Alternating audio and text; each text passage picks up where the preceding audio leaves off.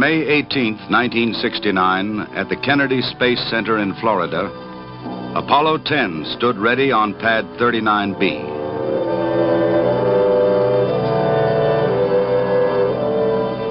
It was the work of 400,000 people and would carry 3 of them to the moon, 2 of them within 9 miles of its surface, the closest man had ever been.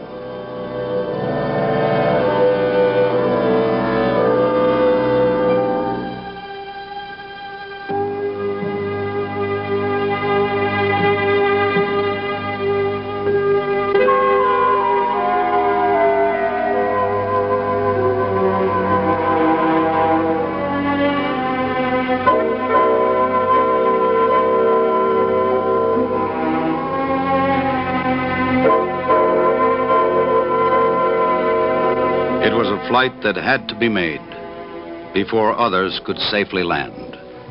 By 10 a.m., Thomas Stafford, John Young, and Eugene Cernan were ready and received an affectionate send-off from an upstart beagle from a comic strip.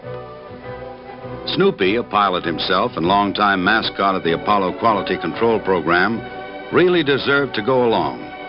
Anyway, he was there in spirit and in name, and throughout the complex and difficult mission, good humor prevailed. A mood which the world shared. A good thing to have when you're out there alone, 250,000 miles from home.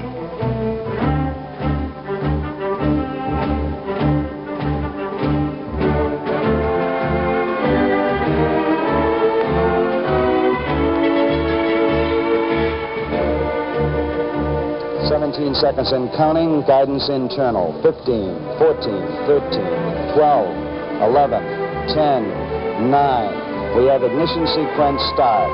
Engines on.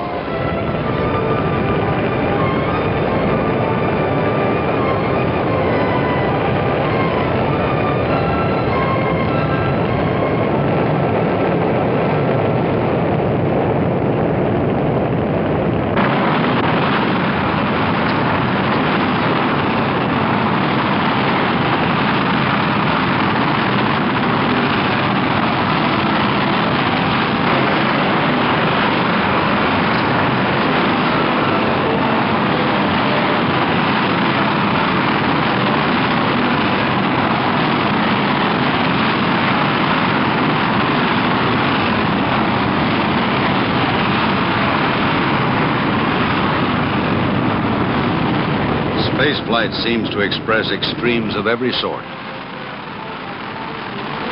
An inferno below, a blizzard of ice above. Overpowering thrust contrasting with seeming reluctance to go.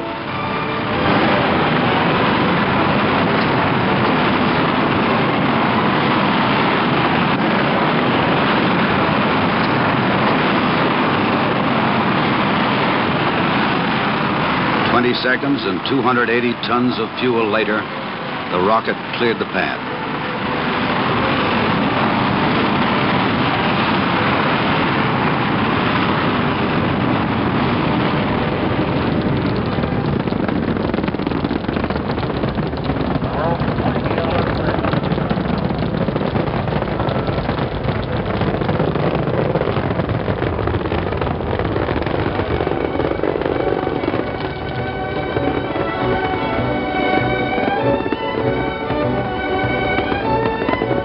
Launch directors found that they had been within 7,000ths of a second of their planned time for liftoff. It was going well. 1 minute, right on time, right on target. 12 miles high. In Houston, the flight controllers breezed through Earth orbit and injection towards the moon with deceptive ease and calm. The 3 astronauts had been very active in getting color TV put aboard and were determined to share their experience in space. Hey, we got the color now. Okay, I'll try adjusting for you. Yes, sir. It's looking great. No sweat. We got it right in the center of the screen, Gene. It looks like the sun's really bright on it. Tremendous. In the first transmission, they brought virtually the entire world into their cabin to witness their first critical maneuvers, separation and docking with the lunar module. Roger. Again, it's looking real stable to us. We show you closing finally.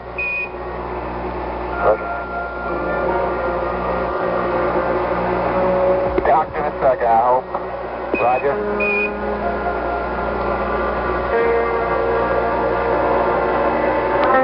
Map, and we're there. Got 2 crates. Roger. Just on the docket, Charlie. Get any master alarm. Everything looks snug. Apollo 10 had a rugged flight plan. It combined the features of the 9 flights before it and was a full dress rehearsal for the infinitely complicated lunar landing to follow. Fortunately, between the Earth and the Moon, there's a long coast with some time to unwind after liftoff and subsequent maneuvers. This gives the astronauts an opportunity to adjust to a weightless environment in which there is no up or down, no sunrise or sunset, and no one else around.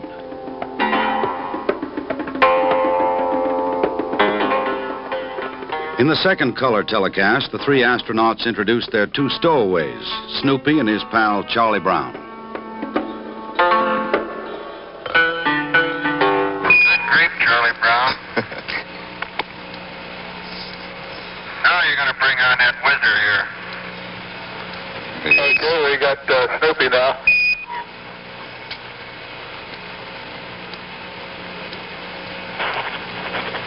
Well, he's been quiet for 2 days. He's going to get a chance to do a little woofing here in the next couple days. Roger, we noticed the resemblance there, too.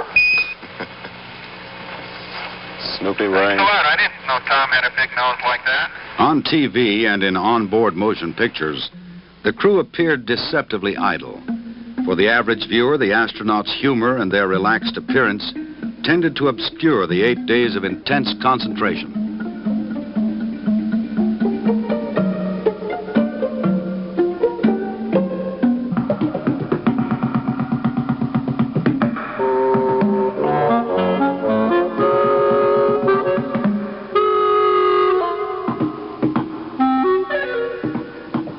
On they sailed.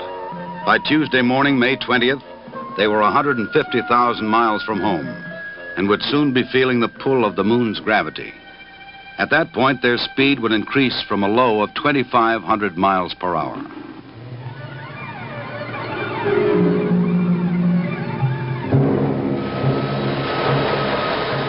On Earth, at 1/2 mile per hour, Apollo 11 had started its journey to the moon.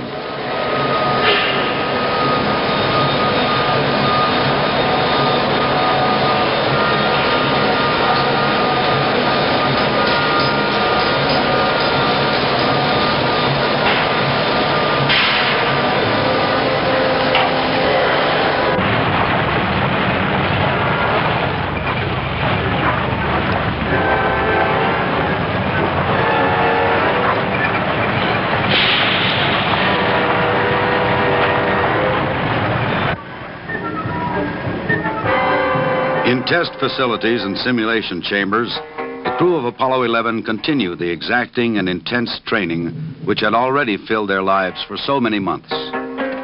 Edwin Aldrin, lunar module pilot. Neil Armstrong, spacecraft commander, the one slated to be the first man to set foot on the moon.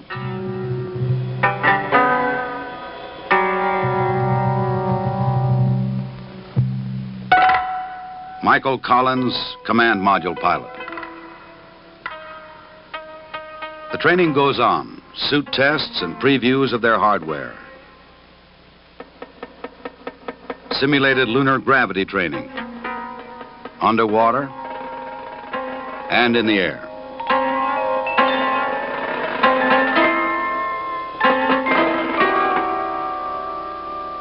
The role of lunar landing might have fallen to any of the astronaut crews. It might even have been the crew of Apollo 10. As it is, the burden of reality, the excitement of what is almost unreality, has been given to these 3. Meanwhile, the Apollo 10 trajectory was so accurate that 3 of the 4 mid-course corrections were skipped. On the 4th day, 74 hours into the flight, a precise burst of the main engine put them into orbit around the moon.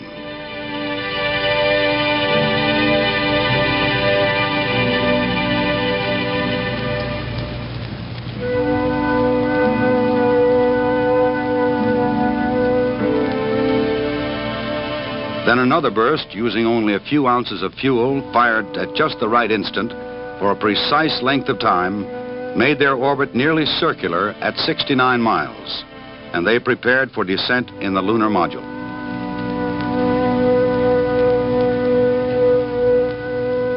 Astronauts Stafford, Young, and Cernan became the second group of 3 to see this sight, and they were the first with the potential to see it from a point 60 miles closer than it appears in this scene.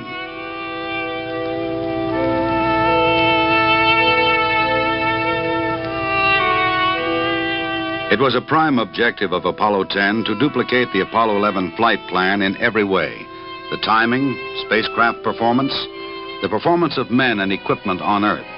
The only minor difference would come now. This is their lunar track as it was displayed in the control room at Houston. And this is the view they had from the command module, looking past the thrusters of the lunar module.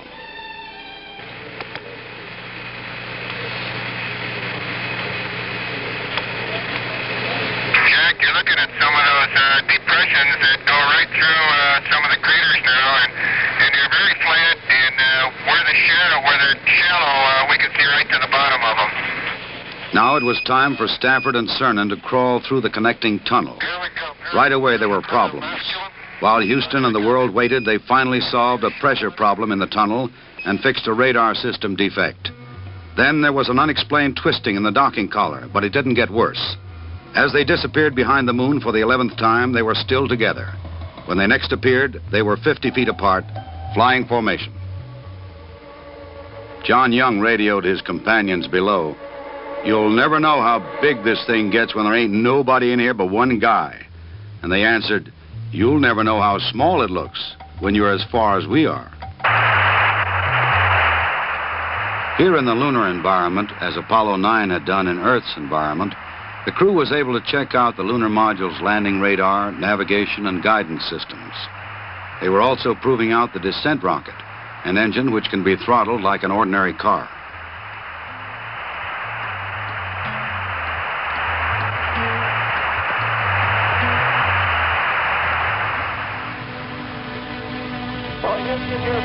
The reflection in the window comes from the astronaut's sleeves as he took the pictures. Down among us, Charlie. Roger, I hear you weaving your way up the freeway.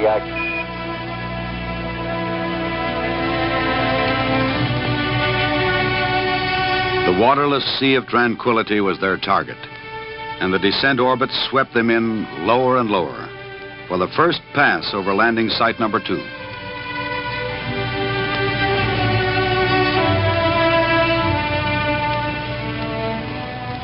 This is a preview of what the crew of the Apollo 11 will see when they head in for lunar landing. Apollo 10 made the same run at the same angle under the same lighting conditions. Only shortly after splashdown, this film was being used by the 11 crew in the lunar landing simulators in Houston. That's a characteristic of all photography in space. The pictures one sees in print and on television are actually there as a bonus, for the primary purpose is most often scientific, and there are dozens of experts in many fields impatient for prints the moment a spacecraft returns to Earth. In the science of geology, there is disagreement over the formation of the moon's surface. Some believe it is the result of volcanoes, some say meteors, some say both.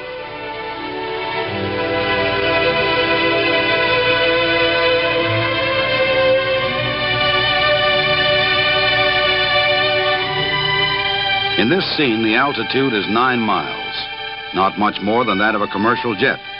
But the clarity of detail is far greater, since there are no clouds or haze and no gases acting as distorting filters.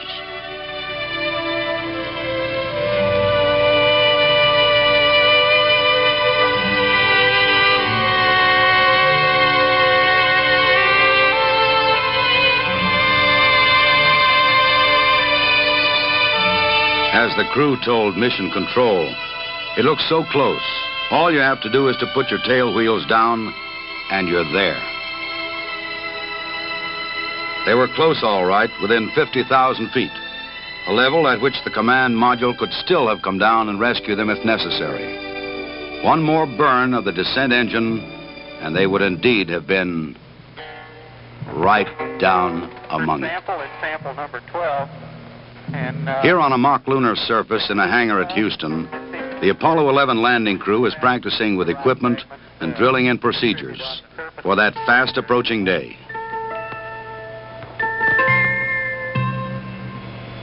Sample number 13 is a vesicular but rhyolitic looking basalt. Into this pocket over Neil Armstrong's knee will go the so-called contingency sample, the one that guarantees that something will be brought back even if they leave in a hurry. During the actual mission, every sample will be described and photographed.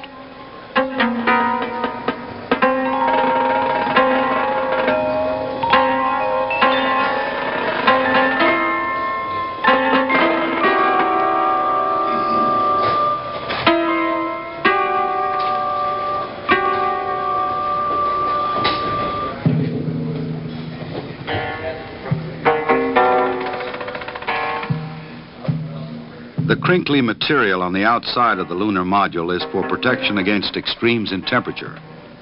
By pulling a lanyard, they open the panel protecting the two scientific experiments which they will leave behind. One is a battery of reflectors which will bounce back laser beams from Earth. The second is a moonquake detector. These panels will collect energy from the sun and keep the batteries charged. Next, they will take bulk samples of the lunar soil.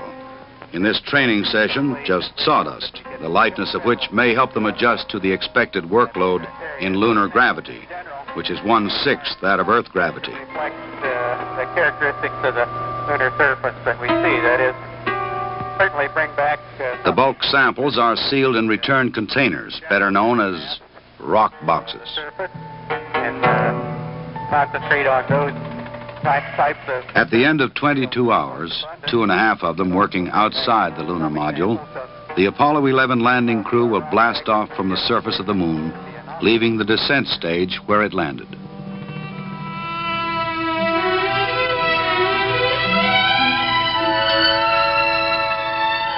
Apollo 10, however, now sweeping into the second pass over the prime landing site, slightly lower still, had only to separate from the descent stage and move up to rendezvous with the command ship. It did not start well. The backup guidance system apparently did not function properly. The spacecraft took a sudden and unexpected 180-degree turn. The astronauts took over manual control and stabilized the lunar module in 8 seconds.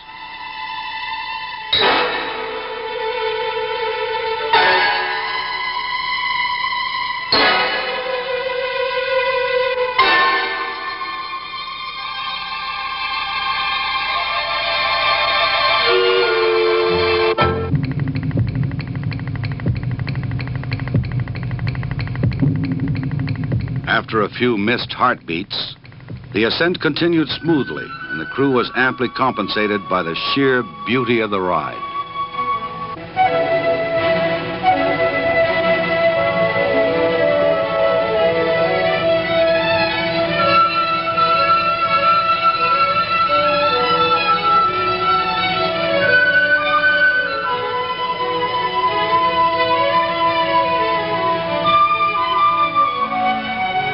During the maneuvers that followed, the crew proved out the LEM's rendezvous radar at its maximum range, 350 miles.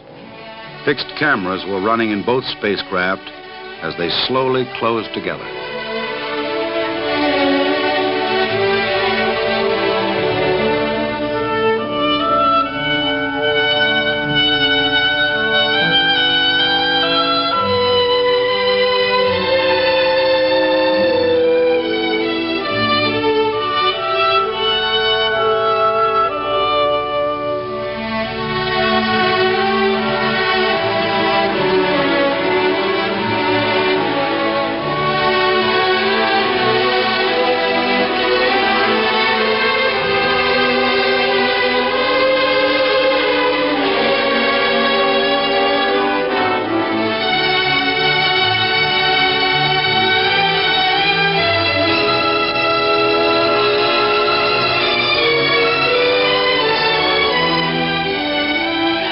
docking, the ascent stage of the lunar module was released.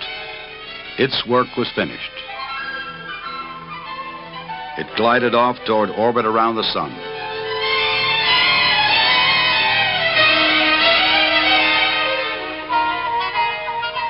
Even farther below, they could see the descent stage continuing to circle the moon.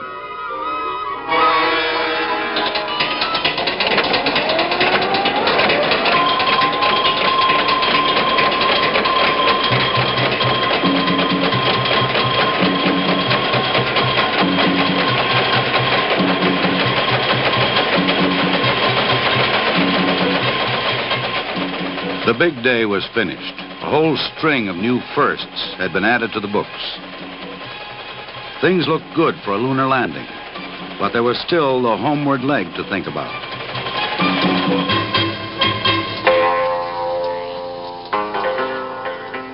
During the 2-day coast to Earth, there was time to reflect on some of the small achievements, along with the big ones. For example, life on board was enormously improved over other Apollo flights. The food was better. The schedule permitted them to take their meals and rest periods all at the same time. They used to be staggered, as had sleep periods. And most important to the crew, there were no instances of motion sickness or colds or intestinal disease. One reason for this might have been the special exercises planned before the flight. Head movements to avoid nausea, tumbling to help adjust to weightlessness.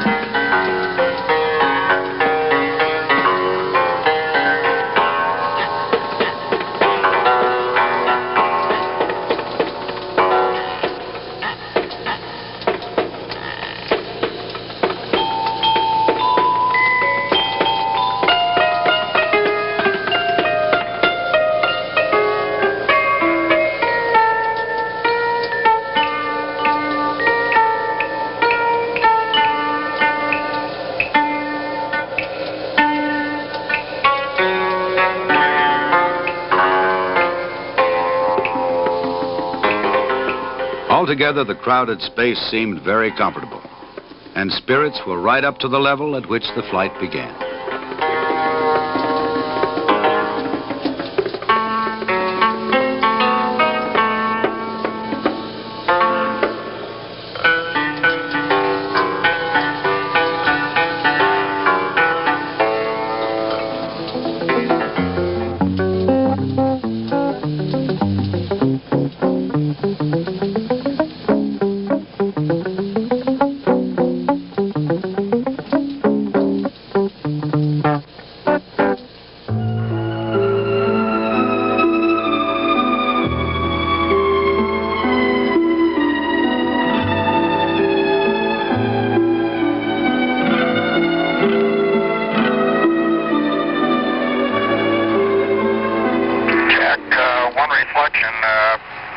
That we felt very strong about as we show you our last telecast here of the Earth is that we felt very strong about sharing with you some of the adventure, the excitement, the challenges, and the rewards of these 8 days.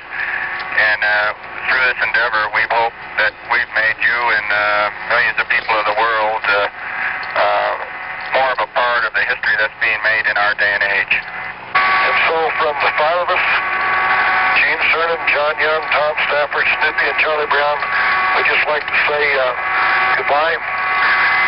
and we'll see you back on the water in the South Pacific. In fact, we should land about 300 miles east of Samoa in approximately 5 hours.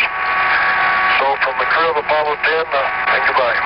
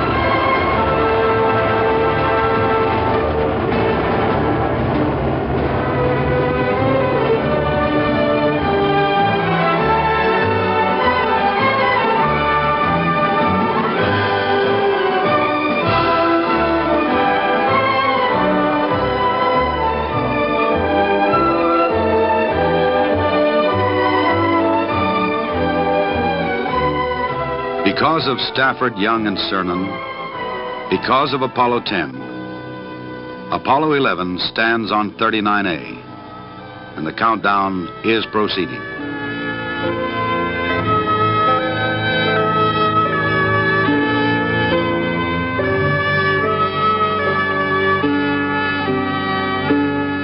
Now, a green light for a lunar landing.